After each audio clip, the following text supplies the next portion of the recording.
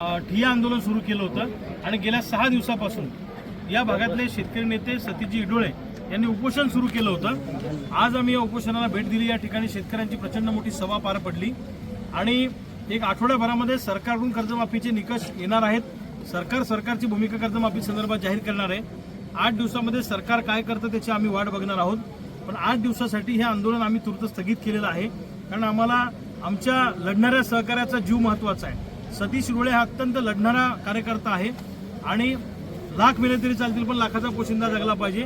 सतीश इडोळे हा कार्यकर्ता जिवंत राहिला पाहिजे अशी आमची भावना आहे। म्हणून सतीशला विनंती करून आम्ही त्याचं उपोषण स्थगित केलं। आठवडाभर आम्ही या परिसरामध्ये जनजागृती करू आणि आडोळी हेच आंदोलनाचं केंद्र ठेवून आठवड्याभरानंतर महाराष्ट्रामध्ये कर्जमाफीच्या आंदोलनाचा वणवा आम्ही पेटवल्याशिवाय राहणार नाही। जोपर्यंत सरसकट कर्जमाफी नाही आणि 100% हक्काचा पीक विमा नाही तोपर्यंत माघार नाही, अशा पद्धतीचा निर्णय आज हजारो शेतकऱ्यांनी या आडोळीच्या या सभेमध्ये घेतलेला आहे। कर्ज 100% सातबारा कोरा करून पाहिजे, सरसकट कर्जमुक्ती आणि हक्काचा पीक विमा भेटल्याशिवाय माघार नाही।